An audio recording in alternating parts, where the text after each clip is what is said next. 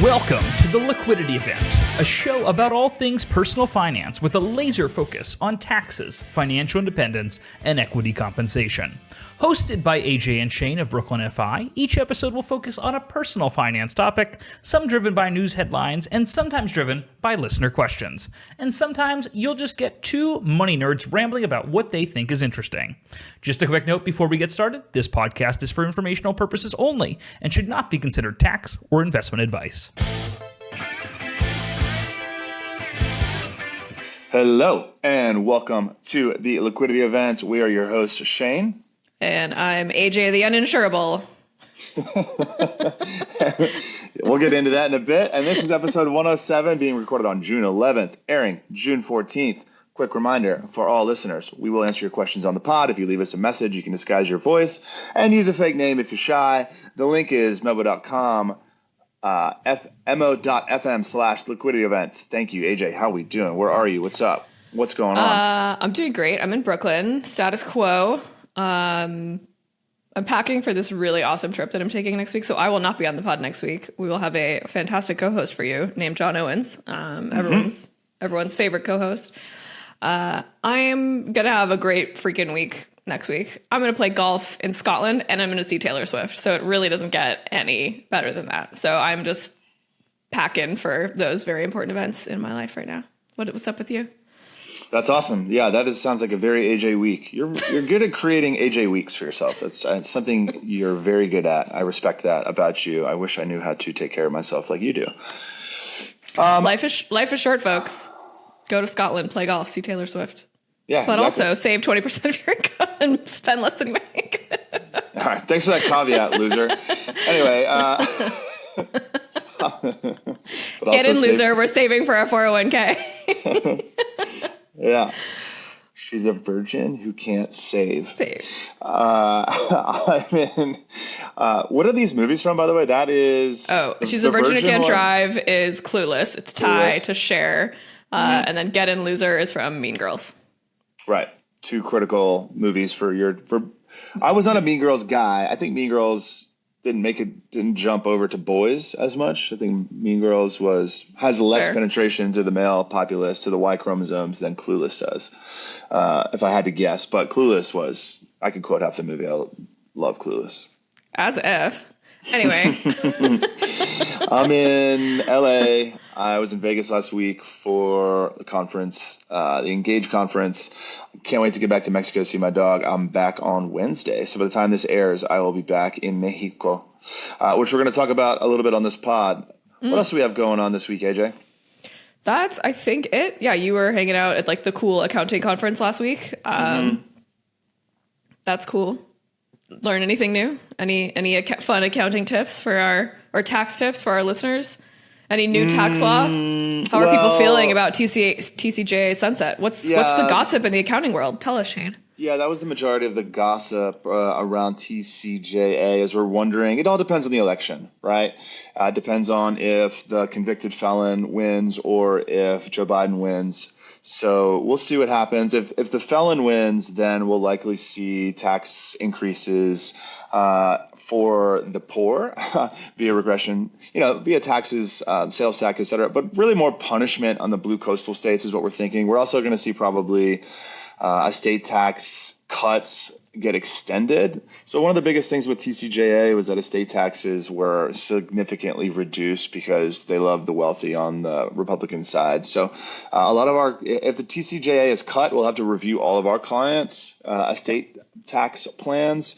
I think that's going to be the biggest update. I would love to see the SALT tax, although it increases complexity a ton. I would love to see those deductions come back, which is what's going to happen if TCJA gets sunset like it should in 2025. So we'll see. A lot of that, we had 10 years of stability within the tax law space, but when TCJA sunsets next year, there's going to be a lot of opportunities for planning is the big takeaway. I always think about that, Shane. We had 10 years of stability in tax law, and what did we do in 2018? We started Brooklyn FI. And what do we get in 2020? We got COVID and PPP. So we have yet to have, I feel like last year was actually a fairly regular tax law year. We didn't have a ton of changes we had to relearn. But 2025, for everyone knows, that the Trump tax cuts of 2018 are set to sunset, which means they go away. obviously they'll be up for debate. So depending on which party wins the presidency and the lawmaking bodies, it could go either way.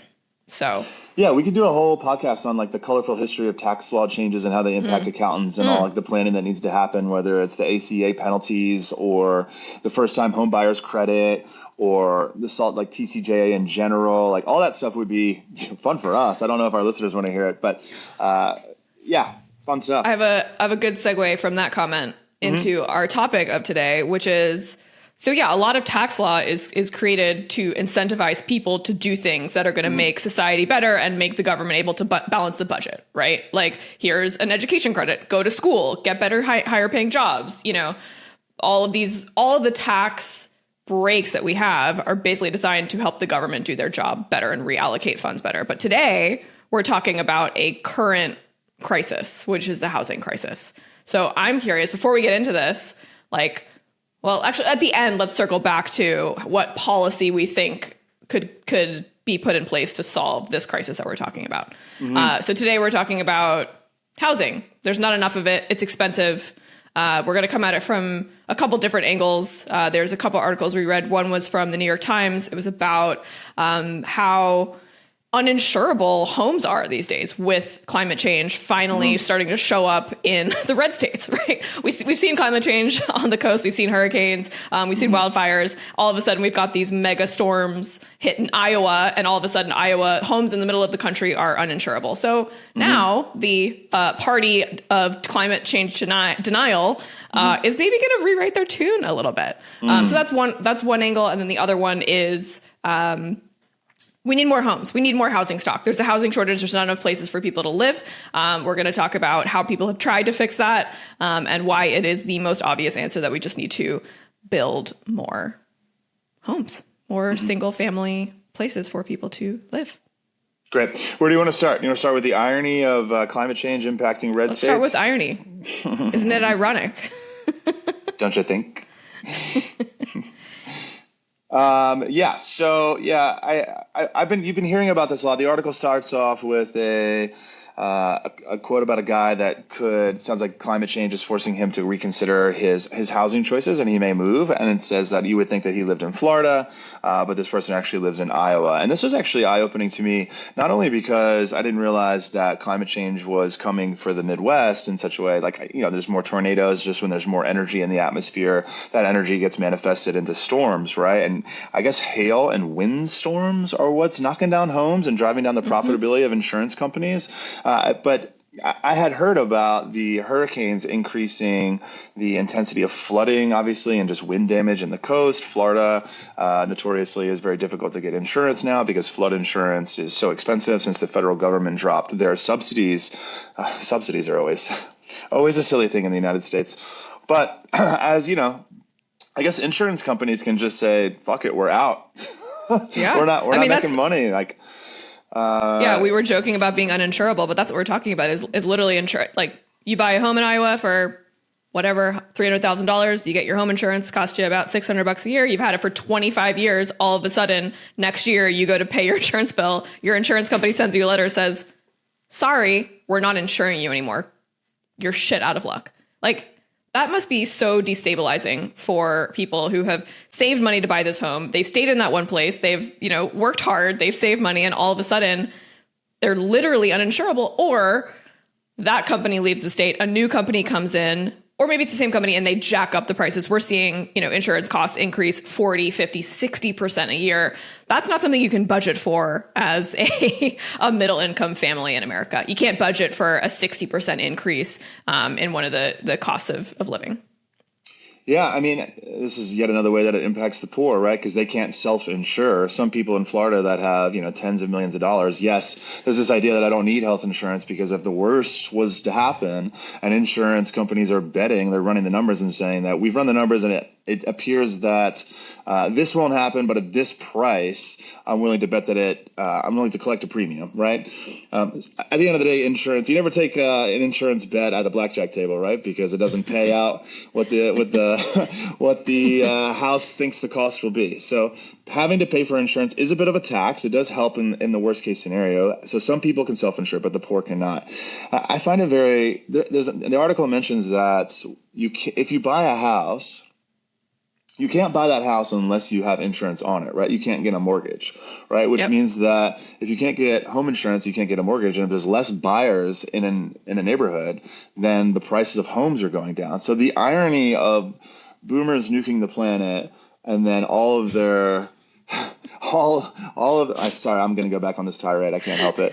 The irony of boomers nuking the planet and then having all of their net worth tied up in real estate. And then we're going to get into the NIMBYism and the lack of supply coming up here in another article. And then not allowing people, young people, poor people to have multi-unit homes or townhomes or what have you. And then the irony of the planet coming back and demolishing the value of their homes is just, I'm so glad it's happening within the lifetime of these people that created all of this. You know what I mean? The problems. That they're going to finally see the consequences of their actions, of their hoarding is really what it is, right? And to your point earlier about like these $9 million beach houses in Florida or these homes in forests that have been destroyed by wildfires 3 times in California, like these are second homes. If those homes are destroyed, if they're destroyed, that sucks for that person. That really sucks. It's awful, right? It's devastating, but it's not their primary residence. It's not the place they live. They're not going to be displaced from having a roof over their heads for 9 months or 18 months, like some of the people that were quoted, some of the people that were quoted in these articles. What I found really fascinating is we're talking about like insurance is a business, right? We need insurance companies to be profitable, right? We don't want insurance companies to lose money. That's bad. Then the government has to step in and then the taxpayers have to pay for those costs. So we want insurance companies. They kind of live in this like liminal space between government and taxpayers, right? Sometimes they get subsidized, sometimes they don't. But the New York Times has this really interesting chart, and it's like which states where homeowners insurance was unprofitable for these insurance companies, starting from 2013 going up to 2023. Right. And in 2013, we've got Colorado, Georgia, Mississippi, Nebraska, yada, yada, yada. And in 2023, there's like 18 states where home insurance was unprofitable for these insurance companies. So the insurance industry, which is huge, employs hundreds of thousands of people and protects homes and, as you said, gets people mortgages. Like, we're heading towards like DEFCON 5 here, right? Like, this is really bad. Yeah. Apparently, derechos are knocking down homes. Derechos. Mm-hmm. Had you heard of that before? Of course. I had to Google that. I don't mean to laugh about it. It's awful. It's like a nasty windstorm. Yeah. A derecho, pronounced similar to derecho, is a widespread long-lived windstorm that is associated with a band of rapidly moving showers or thunderstorms. I never heard of that one. I guess I haven't spent enough time in Iowa. But I mean, all the shout out to my favorite climate disaster movie, Day After Tomorrow, folks. If you have not seen Day After Tomorrow, that is a fantastic film. We've got wolves in the New York Public Library. We've got Statue of Liberty underwater. We've got Jake Gyllenhaal. 11 out of 10 film. Yeah, that movie's looking more like Tomorrow rather than The Day After Tomorrow these days. It's looking like yesterday if you're in Iowa. Yeah. But last comment on that, like all the Schadenfreude aside, like I'm not hoping that these people experience losses, but it is interesting that like we have to experience this as a whole community. And I guarantee you one thing that will not happen is that we will not be funding these insurance companies via capital gains taxes. There will be a raise on taxes on the young and the working class through or estate taxes. Yeah. It ain't coming from your capital gains, baby. It'll be coming from like we have to. If we're going to buoy these insurance companies, like what is it?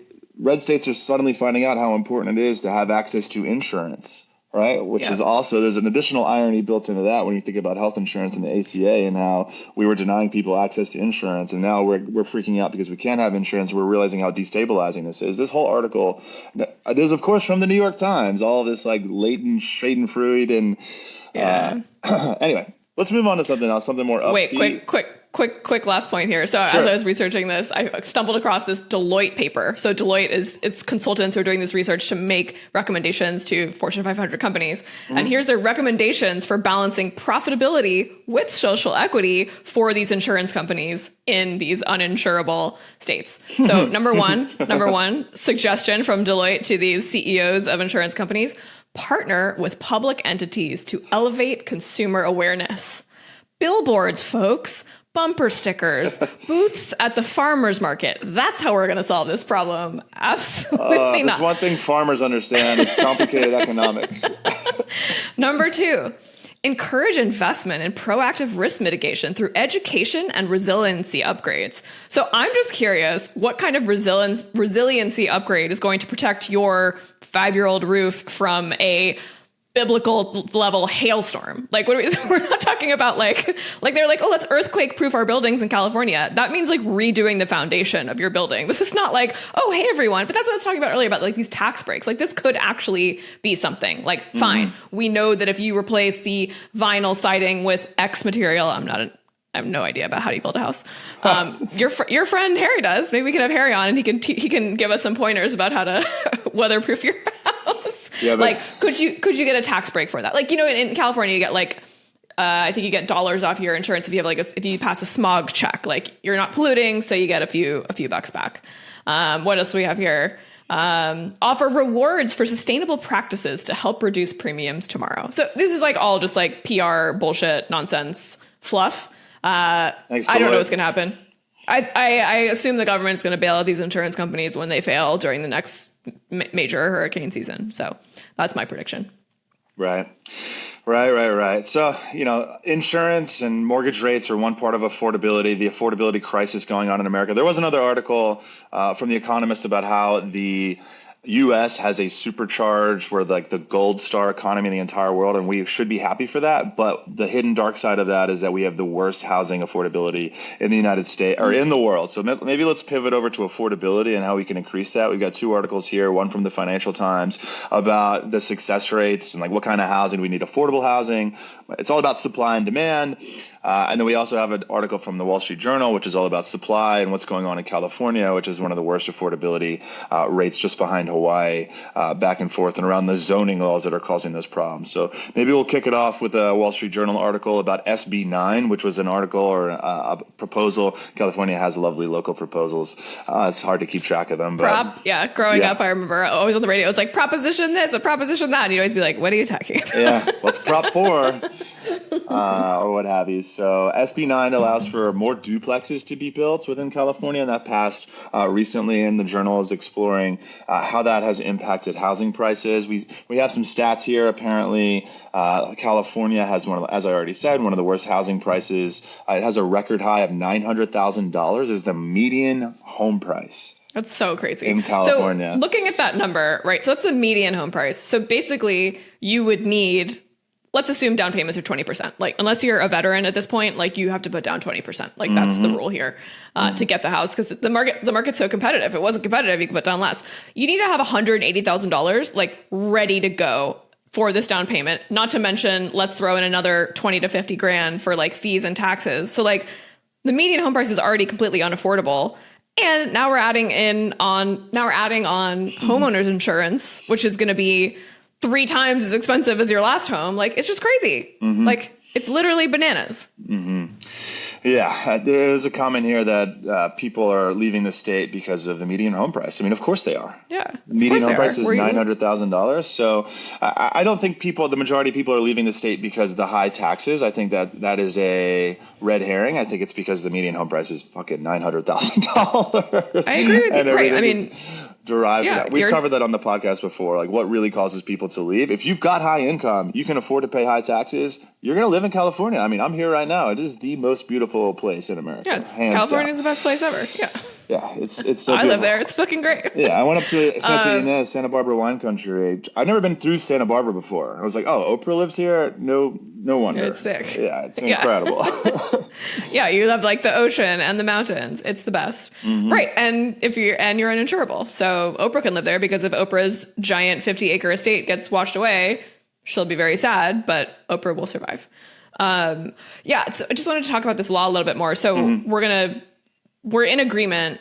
Well, the economists and all of these journalists seem to be in agreement that the big problem is housing stock. We don't have enough homes for people to live in. We need to build more. So this was California's first attempt at trying to make it easier for people to build homes. So they basically changed the laws to say, okay, if you've got space on your lot, let's say you got like a yard in the back or you got an extra long driveway, you can now build a second dwelling on your property. So therefore you've converted one lot for one family house into two family houses. That was this huge, big change.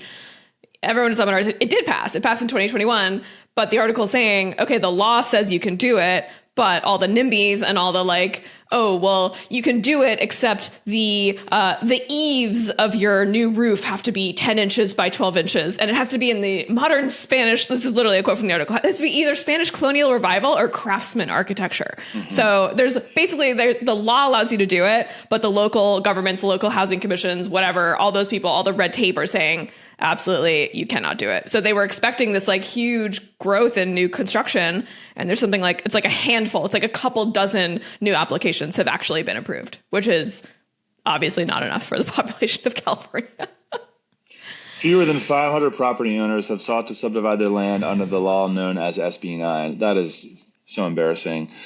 And also to allow the local cities to override the state law. I mean, first of all, we need like a federal approach to the housing crisis in the United States. Shout out to California for kind of being like Europe and always kind of leading the charge.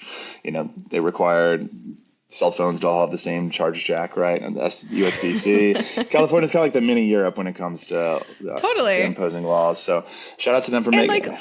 Go ahead. And let's be fair, like we're entering year 3 of this law. Like we're still figuring shit out. Like remember PSLF, student public service, student loan forgiveness. In the first couple of years, people are like, it doesn't work. It's never going to work. It's like, it's brand new. Give it a few years. So I think this will sort itself out. I think it's a good first step. I think we need more people doing it. There's actually some businesses that have sprouted up. This one company, Build Casa, they basically, their model is like, if you've got the land, we'll buy the land from you. We'll do all the paperwork. We'll help you build it.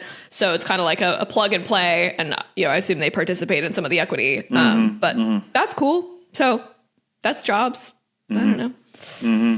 Yeah, they had a success story. They said that this company, I also have a note here. I wonder how much this co-founder paid to get in this article. But Paul Steedle of Build Casa. Also, I feel like Casa is they put that in the venture capital. Casa. In the Casa. Every single real estate startup has Casa in the name. There's like the Casa. Yeah. It's like the only Spanish word that every American knows for sure, besides taco. They've signed 87 homeowners across the state. And derecho, no? Yeah, and derecho. 12 of those projects, 24 units. This company has gotten 24 units built, and they're making it into this article. 24. There's 24 units in my freaking building in Brooklyn. Actually, there's 18, so we're not as good. really solving the problem here. And the problem is supply.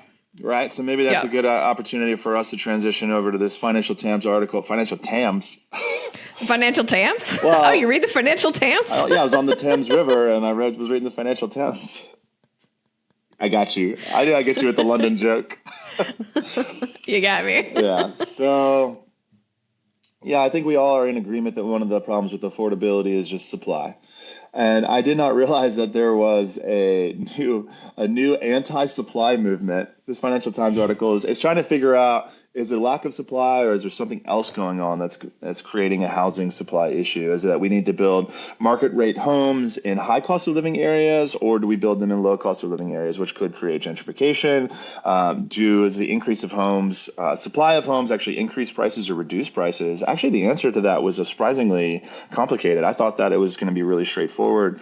And there's a paragraph about how bad Americans are at predicting the housing price movements, like if we were going to increase supply, really just things in general, like if there's fewer food on the shelves, is that going to increase the price of food? We get that question answered yes correctly most of the time, but right off the jump at the top of the article, that introduces a supply skepticism movement that there are economists out there that are arguing, it feels very Milton Friedman-ish, very trickle-down economics-ish, people that are arguing against increasing the supply of homes. It feels very much like the tobacco industry or the oil industry saying that these things aren't addictive or are negative to the environment.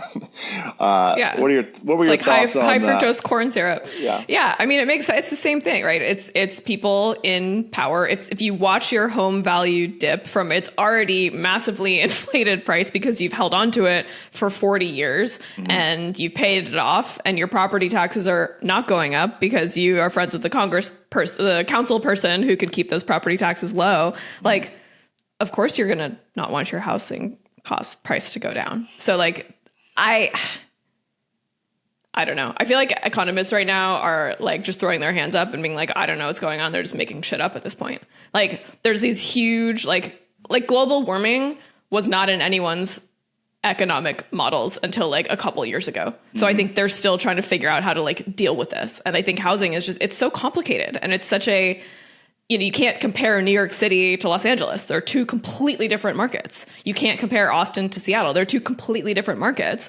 And economists doing surveys to ask Americans what they think is going to happen, I don't think it's a very effective way of actually predicting housing prices in the future. That's what this article is doing, right? They like literally asked Americans, like, what do you think is going to happen if we build median price home or market rate homes in your neighborhood? And everyone said, oh, the prices are going to go down. And that's actually not what economics tells us. Yeah. And it gets into there's like a series of studies, there's like a survey of studies, which were all really interesting. Like, as somebody I made this joke a couple times in the podcast, since I've been gentrifying neighborhoods since I was 6 years old, when my family moved to Mississippi from New Jersey, I am always interested in articles that explore the impacts of gentrification and the supply of housing and the movement of people from one area to another. And so the article dives into some studies around if we built market rate homes or affordable housing, which ones do we build to increase supply and bring down the cost of living? And it looks at a bunch of different neighborhoods around the world. There's a study on Auckland versus Wellington in New Zealand, and like what they did in those two comparable geographies. And it turns out, surprise, surprise, if the NIMBYs don't get a chance to reduce supply of multi-unit housing or duplexes, like we were just discussing in our California article, it has a dramatic impact on rent. In case, like in the article, Auckland was able rent goes down. Auckland was able to build tons of additional multifamily unit housings or multi-unit housings, and it dramatically reduced the rents. So you may be saying, well, yeah, sure, that's great for New Zealand, but what are our comparables here in the United States? And they also have a section of this article about Minneapolis, which is what drew me to this whole article in the first place. Somebody posted it on Instagram. It's like, solving the housing supply problem, solving the housing crisis is not that complicated. You just need more supply. Right, so it goes into Minneapolis, and they had a similar opportunity to cut down on zoning laws, increase multifamily unit supply, and it just has a dramatic increase, reduction in the housing supply. Did you get into that at all as well? Yeah, I mean, it makes sense. I mean, the article, it does make you think, right? It's like there's this movement against gentrification, right? You're ruining neighborhood, you're coming in with your money and you're driving up costs for everyone, and you're going to push out residents who have been there forever, who are, built up the neighborhood. But what this article is arguing is that's actually not true. And actually, the people who are being displaced are the people who couldn't afford to live elsewhere. So they're going into these neighborhoods that were previously unavailable to them, or they didn't want to live there. So this article is saying you don't actually need to build low-income housing. You can build more median-income housing, and then the gentrifiers will have plenty of housing, and the rents will stay low for everybody else, and everything's great. So like it was kind of an interesting way to flip it to say gentrification's gonna happen. I mean, gentrifications have been happening since we learned how to farm corn in rows, right? Like, here's my neighborhood. I was poor. Now I built it up. Like, oh, that looks like a nice place to live. I'm going to move in with more money that I made from shipping. Like, now we have gentrification. So, I do think we want to be careful with talking about how, changing neighborhoods is bad for everyone. That's kind of what this article is saying. Actually, is changing neighborhoods better? And is it going to bring down the cost of rents, or keep at least rents stable for those who can't afford to buy those market rate homes? Yeah, my confirmation bias was going bonkers when it said that building market rate homes, or people moving from high cost of living to a low cost of living, was good for everybody, and very few people are displaced. So I was very happy to see that as someone that has done that multiple times in my life. But I guess, that's aside from like the suburbs where you're turning, a cornfield into a subdivision, like what isn't gentrification in some way? Right. So what about solutions for this problem? Like I thought of, I was like, okay, so we have climate change, which is destroying the insurability of houses. It's also, it's actually literally destroying the supply because it's destroying homes in many places, not just the coastal cities anymore. We have not enough homes. We need to build more, but local politics and the inability of government to get anything done are making it harder for us to build more homes. There's just not enough supply. We have people staying in their houses longer and not getting out, therefore hoarding the supply. So a home that could house 6 people is being inhabited by 1 or 2 people. What other problems do we have what else? Rentals in cities where Airbnb has changed the housing market. We have single family homes, which could house a family, are actually now being turned into hotels via Airbnb. What else do we have? Am I missing anything? I'm just thinking of the answers to the just problem. Generally inflation. Okay. So what are the answers? So yeah. So how do we solve this? I don't think the capital markets or the free markets are going to solve it on their own, AJ. I don't think so either. The problems that we see here are unregulated capitalism. So when it comes to the convicted felon versus, oh my God, my positions are so transparent at this point. It's embarrassing. To be clear, I am a capitalist. But in this case, I think we need a lot of regulation in the housing market and in the renewable space. So we're not going to be able to electrify the grid, which is going to, bring down our CO2 emissions per capita in the United States without some regulation. We're just not going to be able to build the network. I think the biggest problem with electrifying the grid is literally building power lines across farmland across the United States, not in my backyard. It's the same problem that we're discussing here. Right. Yeah. So, I think with a couple more derechos coming across your farmland, maybe we'll get somebody to get convinced. Maybe the area that's destroyed by the derechos suddenly becomes that electrical grid wherein we build the ability to bring in windmill power across the, to the green belt of the United States.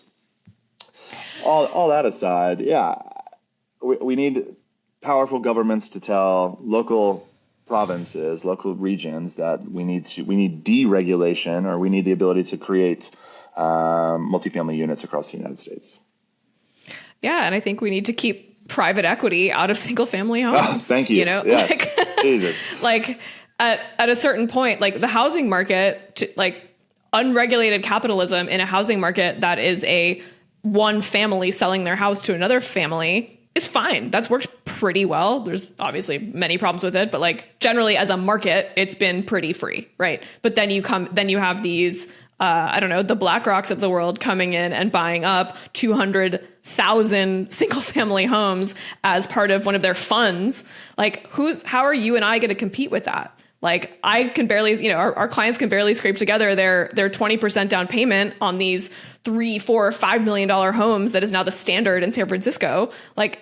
BlackRock's got all that cash. They're just going to come in and so the market. Yes, unchecked capitalism, and to your that sort of it's like capital gains versus income tax, right? It's the capital gains, it's the financial services injecting themselves into what should be a fairly simple marketplace, right? That's the issue here. So how do we solve it? Move into your parents' house, kick your parents out. Stop. I'm serious. In the short term. I'm serious. In the short term, yes, agree. We need different elected officials. We need better government. We need more regulation from the top and less regulation at the city level, as we saw in California. You can paint your shutters whatever freaking color you want.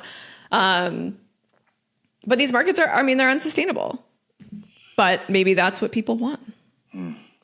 Anecdotally, I'm in Fort Greene, Brooklyn. And when I walk outside my house and I look to the right, downtown Brooklyn, they just built that giant the Mordor Tower? Sauron's, they built Orthang, which looks rad. Yeah. Oh, I love it. I'm obsessed with it. Yeah. It's too expensive for us, but I was like, we have to live there. For our listeners that don't know, they're in downtown Brooklyn. It's very specific.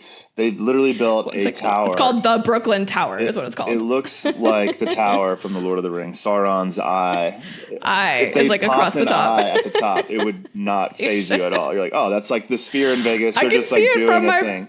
bedroom window. I cannot wait until someone does that on like Halloween or something. Yeah.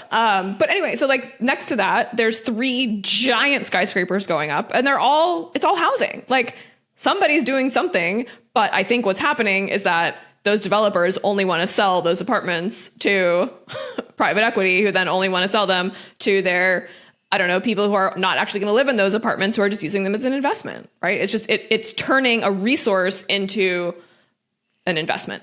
And that's the problem. How we need to think, the government needs to reshift their focusing and focus and think about housing as a resource, not something that can be repackaged and sold. I mean, this is 2008, right?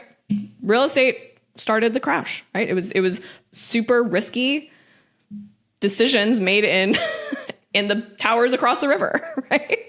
Yeah. It reminds me that there's 2 systems available to us. There's a system of capital gains. From a taxation perspective, there's taxation on cap gains, which is lower than that on people that are working, right? And it reminds us that those that are running, like BlackRock, when they have income, they pay capital gains tax, and they have unlimited resources. Yeah. And so when we're competing with them, it reminds me anecdotally also of like when we're hiring employees, AJ, and a venture capital firm will pay so much more. They're almost like hoarding that asset of labor as well when we're comparing against small companies or small companies like ours. So do we encourage small business growth, or do we continue to have this 2-party system where those that are already wealthy have more advantages than those that are trying to climb up? I don't know. Anyway, the answer is supply. That's my answer to the question. Supply. We gotta build more supply. Yeah. I mean, construction, man. Like we need more. Yeah. We just need, it's also like, it's a great economic stimulator, right? Like what's the greatest period of American economic growth? I don't know what the actual numbers say, but like post-war, build houses, like get everyone back to work. Like let's inject this back into the economy. I don't know. Maybe that's like bright-eyed and bushy-tailed, but how do you do that? Like, I'm actually like, all right, we need to build 200,000 homes in California. Like, who's like, I imagine but it has to come from, you have to have a lot of money to do that. You don't just build one house at a time. I think that's kind of the issue here. As I was reading these articles, I was thinking, should Gavin Newsom declare a state of emergency that overrides the local NIMBY saying you cannot build something unless it's this very specific? And he can just say, look, if we don't do this, we're going to continue to have net migration of negative, or we're going to lose our tax base because people keep leaving unless I declare a state of emergency and say, look, all these zoning laws are now in effect. And that sounds like big government's coming in, and maybe some of the northern NorCal Republicans will freak out as they as their ideology says that they should. But when you're faced with a crisis, sometimes you need a leader to come in and say, we're gonna challenge this. We're gonna overcome this challenge. Now, that's not gonna help him get elected in 2028 when he's inevitably running for the Democratic ticket. But anything else on the topic, AJ? We've run a little long today. No, I got nothing else. I think just you just look bummed out, man. I am so bummed out. This is really depressing. I mean, I see it like. I have friends move. I mean, my close circle of friends, people are leaving New York. I mean, I guess they've always been leaving New York, but it's, and we are not the unhoused, right? Like we're at the top of New York is for the young strata. or the rich, and you're in your mid-30s now. Yeah. So. And now I'm not, and I'm not quite rich yet. So, well, your friends, I'm saying, either they're rich and they're staying, or they're yeah, exactly. Well, on that note, after Shane called me old. Thank you so much for listening, dear listeners. Email us your financial problems at liquidityevent@brooklynfi.com. Leave us a voicemail at member.fm/liquidityevent, and we'll play it on the air. Show notes at brooklynfi.com/episode 107. Love you guys. Take care. See you next week. Actually, I won't. Have a great time in wherever you are. Bye.